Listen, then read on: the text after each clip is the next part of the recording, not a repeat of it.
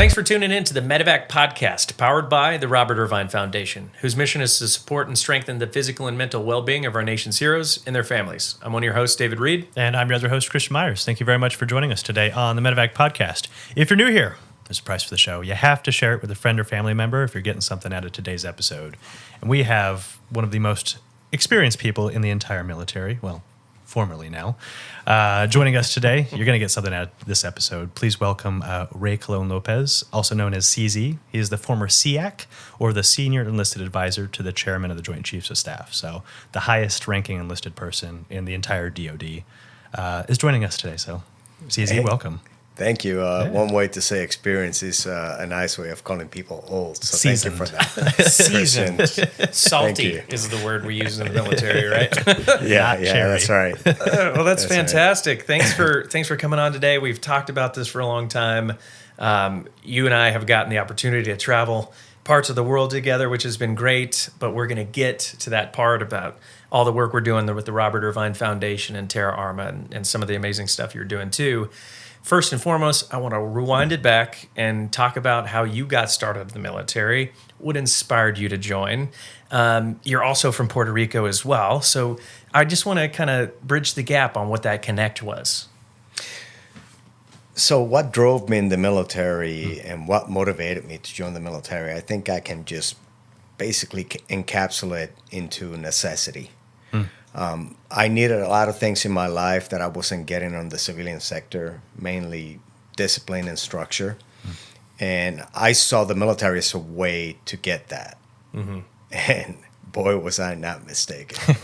Yeah. So that drove my decision to join the Air Force because it was the quickest one to get into at the time, per the recruiters. My father did a short stint in the Army. And he did about 2 years and then got out of the reserves in Puerto Rico. But outside of that, I had a couple of cousins. One went in the Navy, the other one went in the Army. And, lo and behold, one retired as a Master Chief, the other one retired as a Command Sergeant Major. Huh.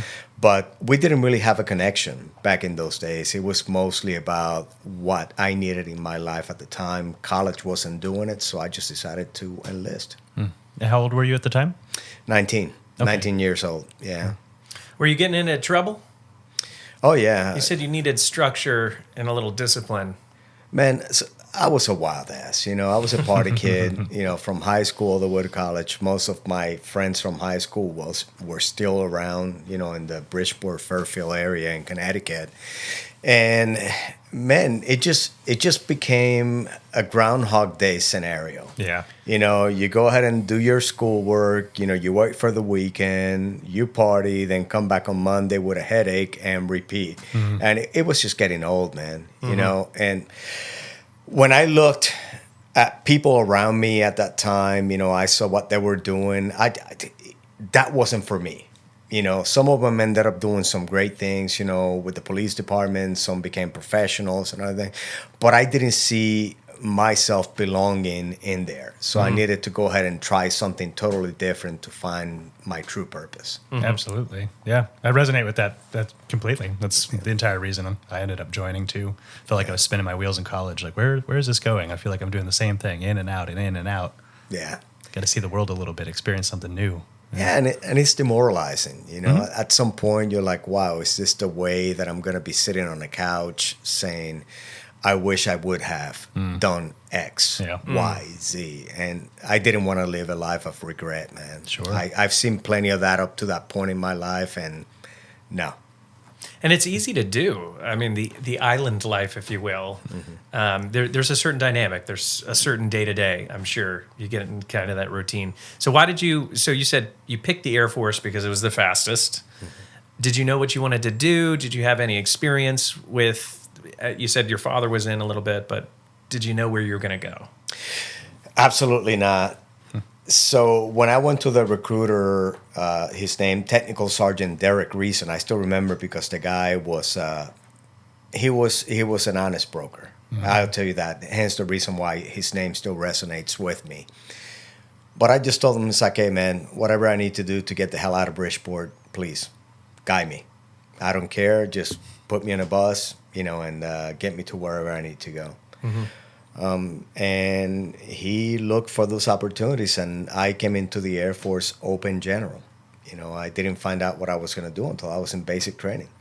Wow. And I was content with that decision at the time, just because it was the first step towards accomplishing what I wanted to do: independence, discipline, and structure. But I was indifferent, really. Whatever duty they gave me, I was willing to take it on. And what did they give you? Traffic management office.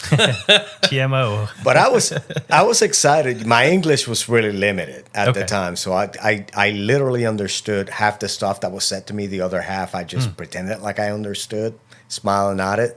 So when they told me that you're going into traffic management, I was like, man, I just came back from working at the mall to being a manager. That's pretty freaking cool. Nice. So it's a bonus, right? But even then, though, when I got into traffic management school in Wichita Falls, Texas, Shepherd Air Force Base to be exact, I always gave 100%. I was honor grad of that school, and I kept my academic achievement all the way through it, and then I got assigned to Araklin Air Station, Creek, Greece, which was a total bonus. So not only I got this first step, and now I'm going overseas. So cool. We're making progress. Yeah. Interesting what a little perspective, a positive perspective can do, huh? Like you just hear some of these horror stories in the military. They're like, I didn't want to do it. And it could just change your whole experience. Yeah, man. And I've always been a believer, and this is, one of the silver bullets that I wrote in this leadership paper that I penned. Wherever you go, there you are, so make yourself useful. I always found value in the presence. So wherever I was, I always wanted to do something meaningful. Sure. And at that time, it was academics, understanding the system, making sure that I did enough, the right things to earn my keep and to be a good standing member of the institution that gave me what I needed at the time. Yeah. I'm sure it was also a benefit having a 9-to-5 job living in Crete. Well, it wasn't really a 9-to-5 job. I mean, it was... and that was part of the problem because, I ended up reverting back to my old partying ways when I was in that assignment, and I ended up getting demoted, because of my antics. Well, you can't make E9 without losing a stripe, right? Well, yeah, but it depends, the difference between a mistake and a crime, right? Sure. But when I was in Greece, I took my duty serious. I was reliable. I paid attention to people's needs. And it was that empathy that actually led to people trusting me because they knew that I wasn't just going through the process to get their stuff either into the island or off island. They knew that I was actually doing my best to cover every one of their needs and questions to make sure that their move was a seamless one. Sure. So I developed that reputation in there. But, I decided to take a job part-time bartending downtown, and that led to an alcohol-related incident that get me to lose my stripe. And that was another critical moment. Yeah, the alcohol-related incidences. I can't tell you how many guests we've had on this show that have all experienced one or two of those. It's part of the experience. Including myself. Myself. I also got a demotion from an alcohol-related incident that I don't even remember. Did you get a demotion? That's a good one, man. I mean, all right. It's like almost like, being under anesthesia. It's like I don't remember anything that happened. Woke up with my, a runner banging on my door. I'm just doing the whole eyelid open thing. And and sure shit, I'm in front of the commander. He's like, "Can you explain yourself?" I'm like, "No, sir, I cannot." Can you tell me what happened, sir? I can't. I really can't. I can see you with that goofy ass Ranger haircut right now. I don't know. Yeah, that's exactly what it was. I remember though being in that office. I felt like I was going to cry that day, and I was like, "Don't you cry." It doesn't even matter at all. And then the discipline, disciplinary action, is like the funniest thing ever. I don't know what they had you do, but for us it was mowing the lawn with nail clippers. Yeah, not in the Air Force, brother. Not in the Air Force. They at least give you a self-propelled Lawnmower. Self-propelled. That's awesome. So you got a part-time job as a bartender. There was an incident there, so you learned a lesson, I'm sure. I sure did, but I didn't learn that lesson on my own. It actually took an outside influence to highlight the problem, first of all, because, when you get in trouble, you're in denial, you're trying to find fault on somebody else's behalf, and you don't tend to own it right away. So I was on that stage of the grieving process, and man, somebody lit me up. And they're like, hey, dude, you're responsible for what you did. Own it and overcome it. And if somebody's willing to help you, don't turn the other way. If you really want to stay a member in the Air Force. Because I thought at that point, being demoted, with an Article 15, that I was done. Because everybody was talking about, oh, you get an Article 15, you never get promoted, And those are people that probably never got an Article 15. They just heard things. Or those are like the barracks, folklore stories. So I decided to listen to her, and I decided to heed her advice. And when I got to my next assignment, which was right here in Schertz, Texas, Randolph Air Force Base, I was fortunate to have a first sergeant that was solid. His name was, again, remember the names of the people that make a difference in your life, Senior Master Sergeant Charles Anderson. And I spoke on a different podcast about this story, but he basically said, you have a lot of potential. I'm going to help you get to the next step. I know that right now you cannot re-enlist because of your timing grade issue. So we're going to put you in for Senior Airman Below the Zone. That's kind of like a below the zone promotion type thing. And I kind of like chuckle. It's like, dude, man, you know that I got a triple nickel in my record, and he's like, you do your part, I'll do mine. And he put my record forward, and lo and behold, man, I got, after I stood in front of the board, I guess I validated everything that he told them because they awarded me one of those stripes. No kidding. And that was the point that I was able to go ahead and stay in the Air Force. And that was, it was so weird because it was around that same time that I ran into this PJ at Randolph. His name was Senior Master Sergeant Gary Lurie. And he asked me if I ever thought about doing pararescue, and I didn't have a clue. So put those events together, and next thing I know, I'm going through the Randolph Clinic, getting my records squared away. Then I go through selection at Lackland, and then 2 years later, I'm a pararescueman. Yes. Wow. Yeah. So no idea what it was until he explained it to you. Yep. Over lunch. And what was it that captured your interest on pararescue? Remember the reason why I joined the service. Discipline and structure, and then after I graduated basic training, there was a sense of purpose in there. In my time in TMO, and this is not a bust on TMO by any means, but just like somebody that goes to med school and figures out that they don't want to be a doctor, I mean, that's not a bad on them or in the medical community. It's just, man, it's not, you don't feel it. So when he talked to me about the duty of a pararescueman, about saving lives and putting your life in danger in order to do so, something clicked. And I didn't ask much about the hardship that comes with the training. I knew the training was hard when I started doing my research. As a matter of fact, almost 9 out of 10 people that I spoke to about cross-training were like, well, you're not going to make it. Nobody makes it to that program. And I was just like, okay. Cool. Tell me I can't. Yeah. Cool. But this also rewinds back to your perspective, and that makes a huge difference when you're going through these training courses. Oftentimes when I look back at Ranger School and Ranger Selection and stuff like that, I just did it. Like, I was young. They told me what to do. I did it. I didn't complain. There was no quitting for me, and I had a fun time. Like in basic training, I had a blast. When I got to like selection, it was a little stupid because they were playing games. But that perspective can make or break you, right? And you had that positive, hey, I want to be here. So how did that translate in the course for becoming a pararescueman? And so for as long as you guys have known me, you know that I'm always smiling, man. I always find the light in the most darkest places. right? And a lot of that comes from my upbringing, from my mother. She was the wittiest, funniest person you ever met. And always found a way to make things work, even in the worst scenario.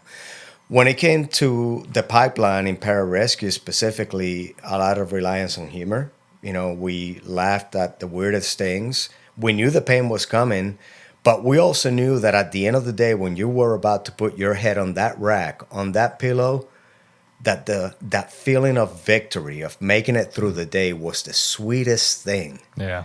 And man, you will come back the next day just craving that. Yeah, you almost get addicted to it. You're like, wow. And then you look around you and you see all of these other people falling by the wayside.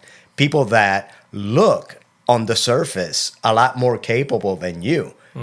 But yet you're the one still standing. Yes. And man, that just, it brings a hunger that it is insatiable, man. You just want it after and after and after. And eventually we become who we are, especially in this community, the three of us, because of that. Because you know that very few people can do it.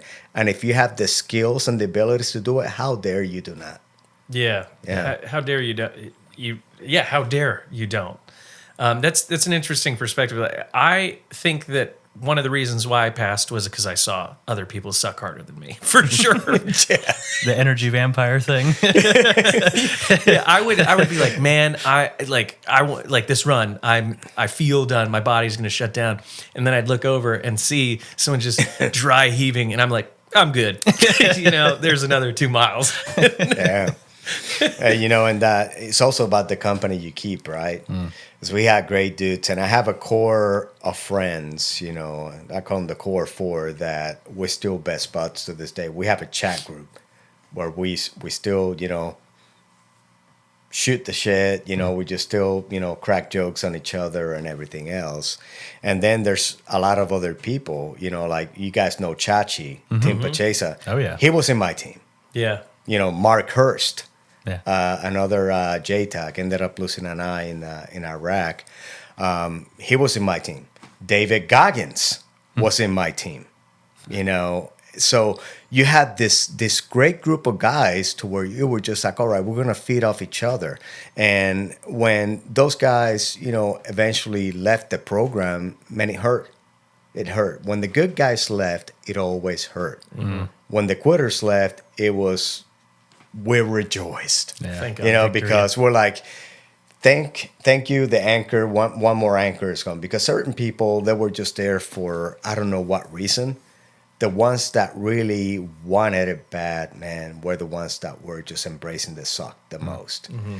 But when you saw those guys, especially Dave Goggins he was a surprise to all of us. The dude was crushing it, man. He was doing so good. He was such a good teammate. And one day he didn't show up, and we're like, where the hell's Dave? And it had something to do, he went to the clinic. I guess, I haven't read his book, but I guess he mentioned something about it. But that one hurt, man, because you had somebody that you thought, wow, man, this is somebody that I want to go shoulder to shoulder with in combat. And man, they're not there. But he became a TAC P. He did whatever he needed to do, and the rest is history. You can read his book. Yeah. But that is really what you learn in those very hard to attain professions. Is that once you get verified and you get certified to do a particular duty, nobody can take that away from you. Yeah. And what did that translate to? So you go through this difficult pipeline. Any recycles, anything like that? Any issues? Oh, yeah. So I was about 148, 150 pounds. And when we started doing the weight belt swims with the rocket fins, the fins were too stiff. My ankles were destroyed. And, just being a skinny, wiry guy, man, you put 16 pounds of weight on me. I was sinking. Yeah. And not sinking in my accent like thinking, I know what you're thinking, man. I know what you're thinking. No, but I was thinking, and I just didn't have the endurance. So they pulled me out of the pool.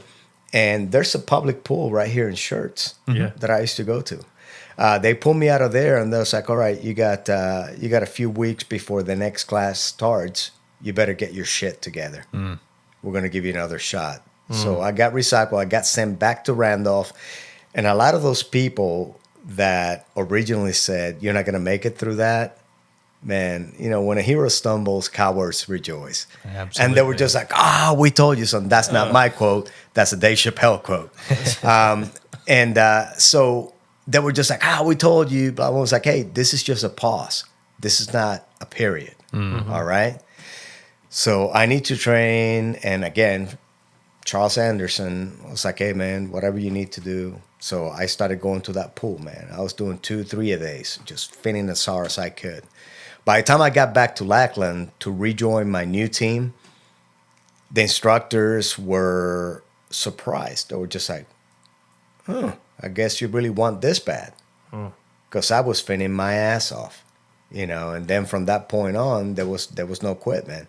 There was no way back. I wasn't about to give them sons of bitches the satisfaction of seeing me come back to Randolph with my tail in between my legs. And that was motivation enough. And once again, just like looking to your left and right and seeing people fall out potentially, it's bitter. It's a sweet victory to say, hey, I proved you wrong, and I proved to myself that I could do this. Yeah, and it wasn't so much about proving people wrong. It was about proving yourself right. Yeah. That, hey, I already know I have the ability to do this.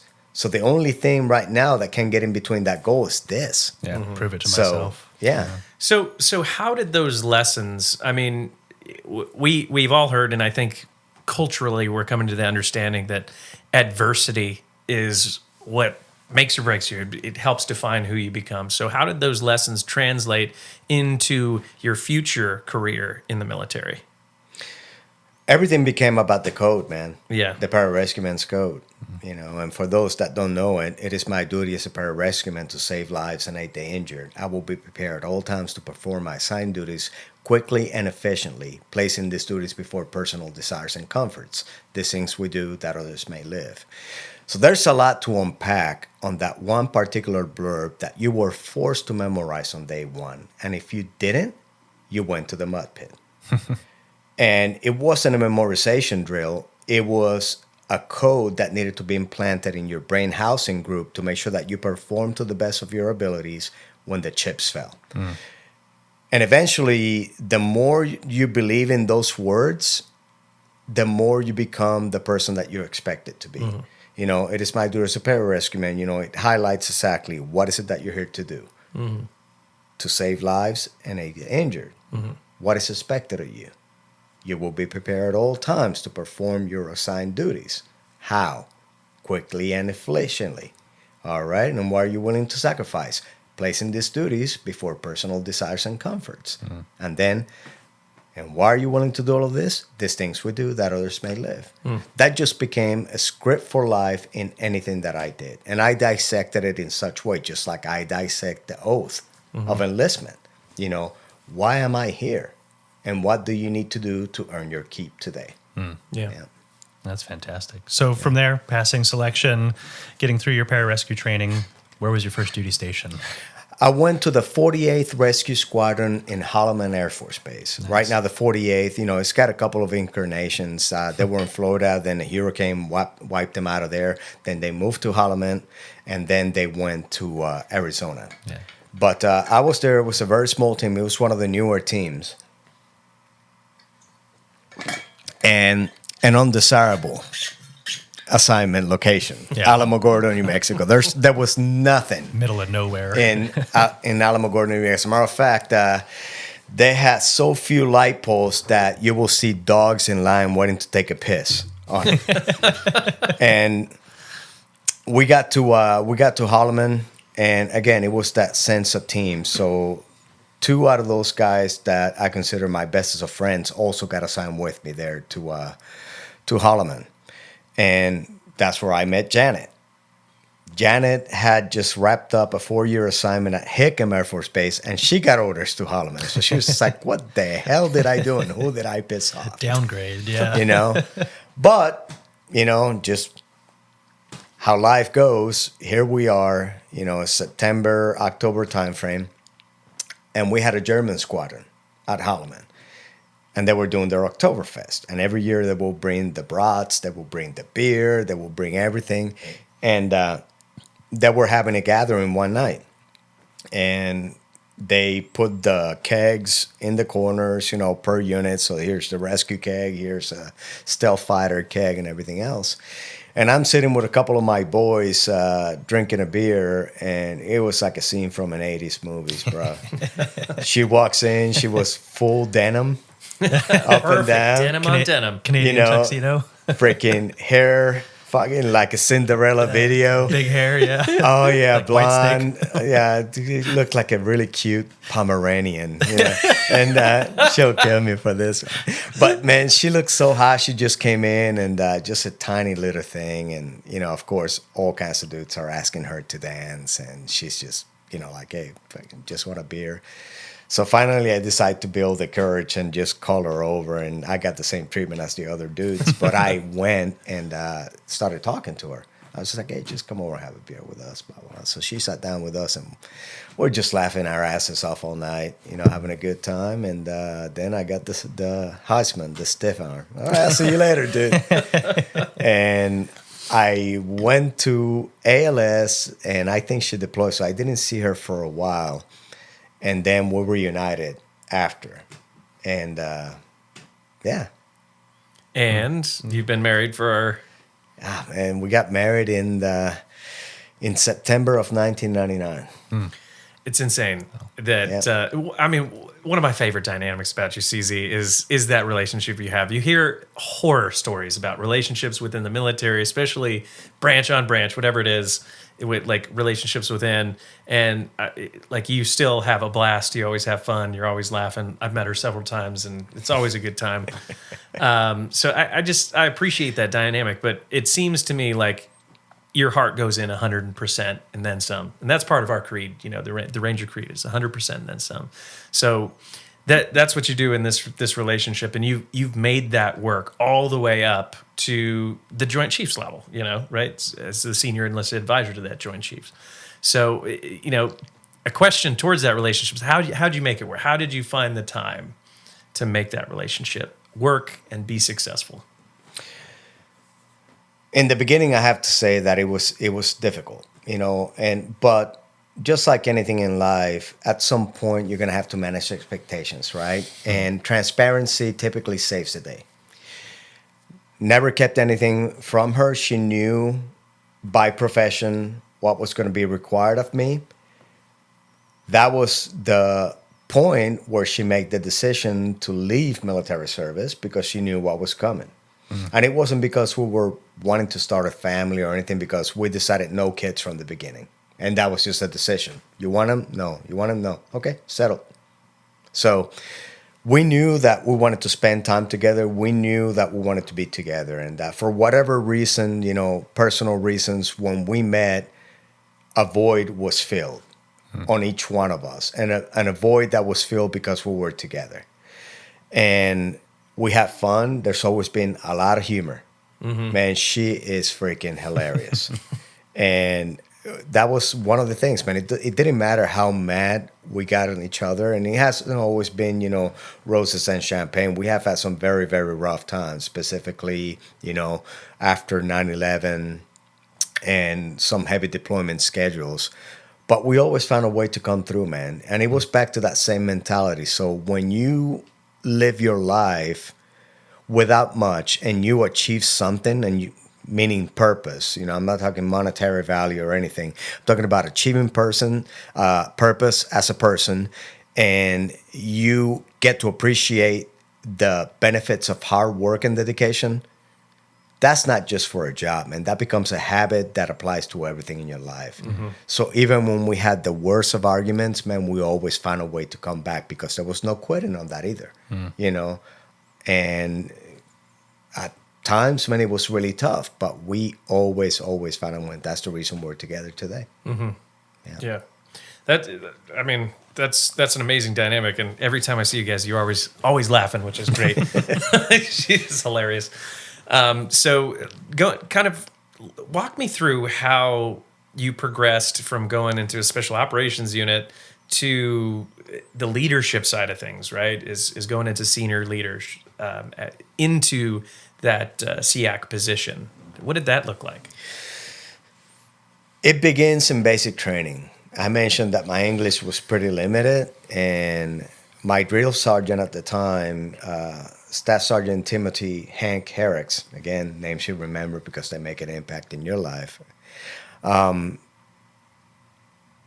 squad leader got recycled, and he chose me to take over as the squad leader. And I remember one of my boys snickering. It's like, oh, here we go. We're not going to understand half the shit he says, so we're going to be in trouble. And Herrick said, all right, so it's your turn now. Don't fuck it up. Understood. So we ended up going through basic training, and my family wasn't able to make it to my basic training graduation. We didn't have the means, man. We were freaking dirt poor. And I remember writing a letter to my sister, which she still has. It's like, hey, so they made me a leader of this. We just accomplished honor flight, which is a big deal in basic training, drill and ceremony, academic scores, all of this other stuff that goes into the whole airman concept. Man, we crushed it. And I told her, I think this leadership thing is something good for me. It's making me feel good about what I do in my profession. So I think there was always something in there that if you have the opportunity to make a difference in somebody's life, which is what I saw leadership as, not position, not power, it was the ability to do something for somebody else. It was fulfilling. So I took it serious, and I took a lot of notes. It became my PhD. I was always analyzing my relationships with people.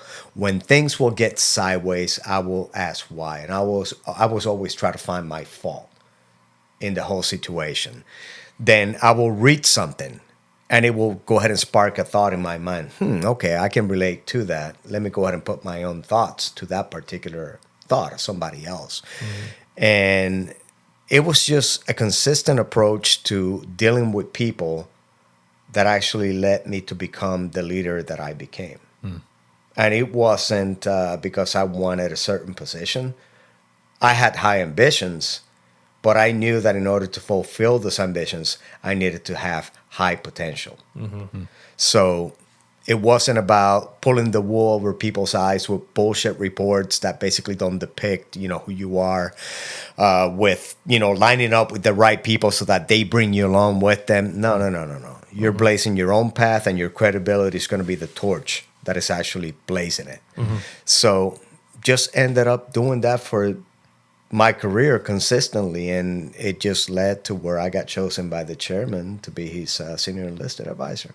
Beautiful. So even as a young man, you're obviously very introspective now, being a seasoned leader, spending as much time as you have in the military, leading as many men as you have and women. But it sounded like you were very introspective even as a young man in basic training. Now, where do you think that stemmed from? Again, it's all about the have-nots. When you grow up having very little, you start paying attention to everything that is around you. And when something good happens, you tend to figure out how you can repeat that. Yeah. When something bad happens, which is more often than not, you tend to reflect on what you could have done to prevent that situation from ever happening again. So I think that was really the seed that planted that introspective nature of, okay, this is life. They're humans just like you, regardless of where they come from. What can you do different? Well, how can you make things better? How can you make a difference? So I think that's really where that came from. Sure. Yeah. So you took that all the way up to the moment you were selected by the chairman of the Joint Chiefs of Staff to be the SEAC. Now, what is that moment like for you, knowing that you're entering a position very few people have, and you're now one of the primary leaders within the entire DoD? Imagine that's a massive responsibility, maybe some excitement, maybe some fear.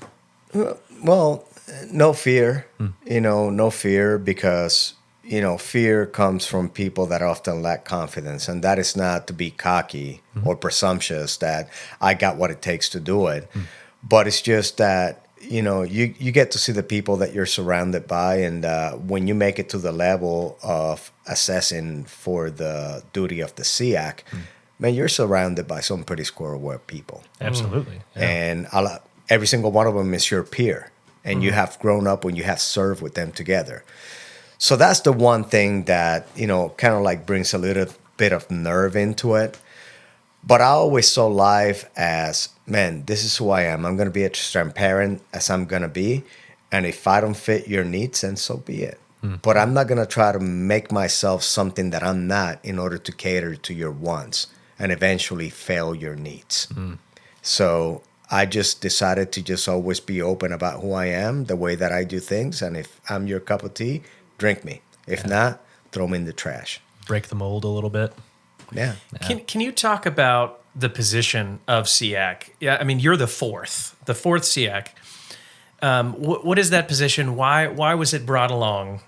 And what was kind of your day-to-day, your sole role and responsibilities, I suppose? Sole role, if I needed to put it in one term, is advising.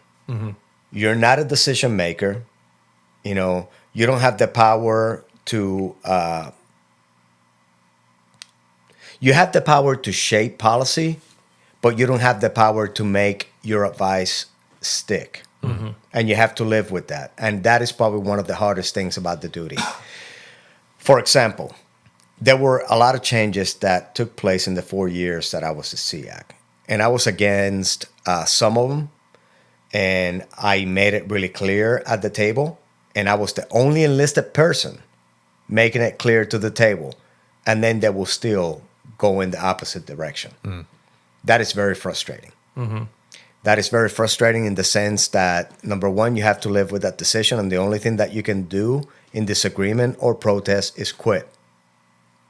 That's also not in my nature. So what do? You brush it off, go ahead and live to fight another day. Question, something that you said earlier was you have a tendency to try to find the fault in yourself. When a decision doesn't go your way, did you reflect on that and say, hey, is there something that I could have shared differently? Or did you feel confident that you I guess showed your case as much as possible? Just like we're trained to never go half-ass into any engagement, every meeting I took it the same way. And it didn't matter if it was a meeting with an E4 or with the President of the United States. I always went full on with the facts.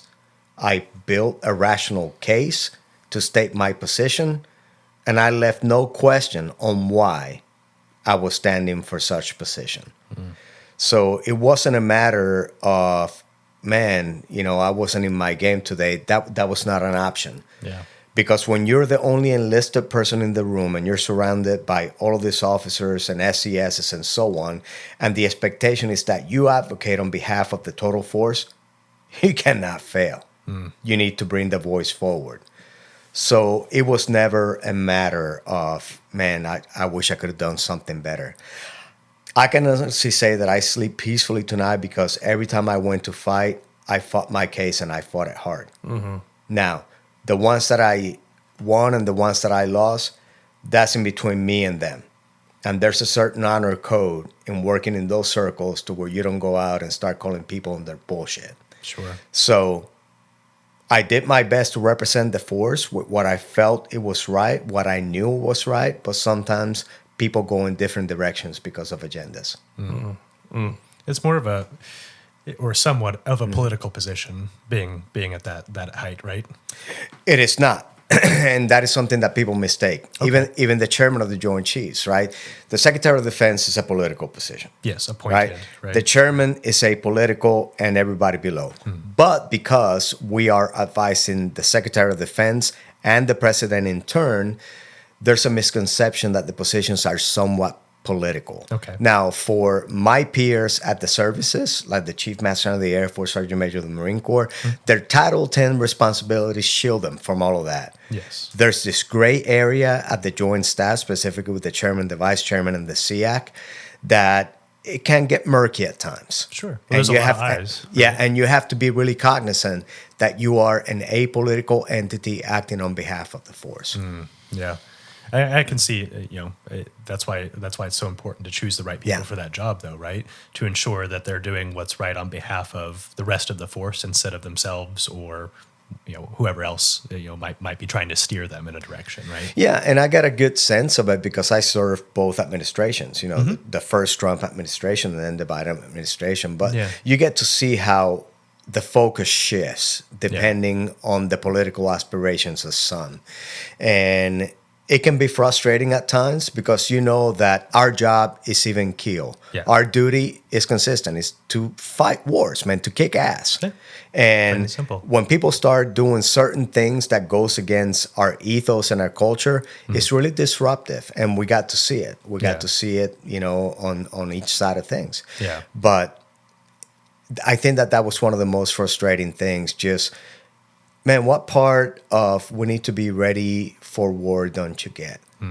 And why are there so many bureaucratic processes to get to the right course of action, to get to the needs Yeah. of the people that are fighting the war, not the people that are sitting behind wooden desks in air conditioning? Yeah. That is really frustrating. So that is why I chose not to quit when things got hard, and I chose to stay in the fight, because if I left, the enlisted force will not have a voice that was, in my standard, truthful, honest, and factual when it came to fighting for them. That's beautiful. Yeah. Now, I don't mean this to ask your opinion on things, but watching the transition happen from one administration to another, you see different things happen, and obviously, as enlisted people, young officers, we feel the waves of different administrations, different priorities, things like that. Is that something you're seeing firsthand? Like, is it from a younger enlisted man, I guess, E5, E6, we would see these big waves make their way down to us. Yeah. Is that something you're seeing firsthand when those decisions are being made, something you can kind of nip in the bud?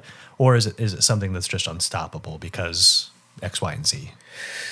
I think the abundance of outlets of information has a lot to do with today's society, because I can tell you honestly, I mean, we had a few guys back in my E5 days that were very keen into the political side of things. Sure. I didn't give a flying shit about it. All I wanted to do was train, go to war, repeat. Yeah. Whoever's giving the orders, I don't give a shit. Yeah. Just let me do my duty, and I'm moving forward with it. The problem nowadays, and there's a great book called Like War that talks about the influence that media is having and the abundance of it, the access that people have right now, from their pocket to their screen at home to even the news cycles. I mean, even the movie theaters. Yeah. Everything is propaganda-ish in a sense, to where they're trying to tip you one way or the other. Absolutely. Man, we didn't care about that back in the day. But our young men and women nowadays, that's their ecosystem right now. Yeah. They're surrounded by it. And I think that one of the best things that we can do for them is not necessarily have them focus on politics, have them focus on the truth, what is good and what is bad for society, regardless of party sides, right? Yeah. And the other thing that we need to do is make sure that we teach them how to get to the granular facts of any narrative that is out there. Yeah. Because people are very quick to take something to heart. And I've been very disappointed. So I didn't do Facebook for the longest time. But sometimes I read comments by people that I have known for ages, and I'm like, are you that fucking stupid to really repost this thing? Yeah. Or to not ask the rest of the story? It's dangerous, man. It is really, really dangerous, and it's concerning. So the best thing that we can do for this next generation is to arm them with the intellectual intellectual sense to be able to dissect through some of that bullshit that is being fed to them. Yeah, maybe not biting off on headlines either. Read the whole fucking article. Well, Yeah, right. headlines and 5-second sound bites. Yeah, That's exactly. because you just want to keep on scrolling. And that's it. Is the Instagram, right? Is we all know at this point that editing, a video can show a totally different thing, right? If we see the seconds leading and following that, it could be completely different. So once again, as you mentioned, transparency is key. Is like being able to one have an open mind as well. Yeah. We talked about this the other day. Is we have to have an open mind and be willing to accept things that we might not believe as well, right? Yeah. I mean, see the other side of the perspective. I think when you know something in your heart and you're super extreme about it, what's the first thing that you do? Yeah. You probably go read the other story, and you're like, I didn't think of that, right? Yeah. Well, that's Most people don't do that. Well, and the other thing is that, I grew up in a world to where we could have differences. And it was never about just because I don't believe in the same things that you believe, you become my enemy. Yeah. And that has become something. If you're not in my club, then you're out. Yeah. And that is bullshit, man, because you're missing out on some meaningful and strong relationships just because you're being biased on your own beliefs. Absolutely. And that is wrong. Yeah, and everyone's kind of guilty of that nowadays, and it's about coming together, and that's honestly that is the point of being an American is the fact that we can have differing opinions, we can come together to talk about our differing opinions and still move forward together. But to come back to kind of wrap that piece up, I think it's a Marcus Aurelius quote: "Is the mark of wisdom is to entertain an opposing viewpoint without adopting it." Yeah. Right. I can listen to you and disagree with you. I don't have to adopt your viewpoint, but I need to at least entertain it. I need to listen to why you think this. Why do you think X, Y, and the Z? most important thing is that you want to understand it. Yeah, of course. And that's, I think a lot of people are not taking that approach these days either. Yeah. They're not asking why or truly wanting to understand. We see people shouting it down just because you have a differing opinion. Fuck you. I don't want to hear what you have to say anymore. Like, well, we can't come to progress. But it's also a beautiful dynamic because it helps you siphon through the people that you should keep in your life and the ones that you should just let go. Sure. If somebody's that narrow-minded that they're not willing to value you and your opinions as a human, then maybe they shouldn't be in your life. Sure. Yeah. I mean, I have had different views of opinion with some of my best friends, and sometimes that falls by the wayside because I was just like, wow, man, what happened? Yeah. But then you're not gonna have a disagreement with somebody, and we just talk it out, and then all of a sudden, all is good. Yeah. Or sometimes people tend to go either high and right on something, and or high and left, whichever way you wanna call it, and then you have the face-to-face communication, and the dynamics change. Yeah, yeah. I think we could look at that on how we analyze a relationship as well, right? Any relationship that they have, but in an intimate relationship, most of the time when you have a problem, you're internalizing, right? Yeah. You're building up all of these thoughts. You're getting really extreme with this side, right? And when you sit down and you have a conversation, that transparency comes in, you find that polarization happens. Yeah. Or it doesn't, right? Or the relationship is completely shattered. But for the most part, if you're like, I want this relationship to work, we're going to sit down, we're going to talk this through, you start coming back to that baseline, that 50-50 absolutely. a little bit. So we need more of that. We need more people that could say, hey, I get your opinion, and maybe I don't agree with it. We need to find some compromise, right, on how we're going to work together on this. But that's a whole nother subject, a whole nother podcast I'm sure we could talk about. I wanted to kind of bring it back to your military service. You had quite an epic career. I mean, a range of jobs. What is the highlight? What is something that you're most excited about your time in as a SEAC that you've accomplished? My time in as a SEAC? Yeah, like a specific event that you could talk about that you were like, you know what, that was it. That was the highlight for me. Or maybe as a PJ. Well, so no, during the time as a SEAC, so there's a lot of fighting every day. But I think that one of the best things that we did at the time is to create some transparency with some of the issues that were going on, and not falling victim to the constraints of a pandemic and other things to continue to move the ball forward and maintain readiness in the Department of Defense. Now, there were a lot of decisions that weren't popular by the force. Hell, they weren't popular with me.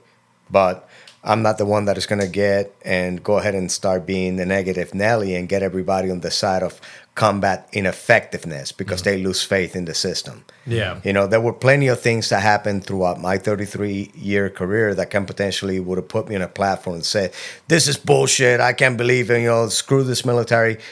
I always believed in the military. Sometimes I had differences with the humans in the military, but that wasn't going to deter me from keep on being a loyal, war-fighting man in the United States of America. So the same thing happened at the Pentagon, right? But Total Force Fitness, I think, is one of the best things that we ended up doing. And that was the holistic approach to take care of the human weapon system. So we're spending trillions of dollars on rivets and steel. All I wanted the Department of Defense to do is to invest some of that money in making the best humans. Because at the end of the day, everybody's going to have technology at some point. And the decisive advantage in any battlefield is going to be the flesh and bone that is manning those systems. Because at some point, those things are going to go down, and then it's going to be up to the thinking minds to see how you're going to go ahead and be victorious on that one particular fight. So that is without question one of the best things that we did during my tenure as the SEAC. And I say we because I had a great team behind it. And man, they deserve all the credit. Beautiful. So you have a set amount of time that you could be in that position, and then it was retirement for you. Yeah. Right? You had to look at what that transition back into the civilian life looked like, and what was that for you? I mean, you had to probably spin up and get prepared for that. Did you have any idea what you were going to do next after you got out? What was your plan? Well, I just did another podcast here recently, and, I was asked the same question, and I told them, anything in life that you don't prepare for is bound to be hard. Transition is no different. A lot of people wait until the last possible minute to start trying to figure out, what am I going to do? Where am I going to live? Where's my job? Jaden and I have been talking about this since I was in JSOC the first time. We're like, this looks like a good place to be. I think that we should set our roots here. So we bought a house in, the Pinehurst area. And man, that became our home. That is our home. The other thing is just getting your financial life squared away. Your haves, have-nots, your limits, your budgeting, and all of that other stuff. Family. Also another key part, how often will you be able to see them? Are you going to be within reach of them and so on? So figure out all of the things that are important to you and start putting the pieces together so that way when you're about 5 years out, you have a pretty damn good idea of what you're going to be doing once the music stops in the military cadence, right?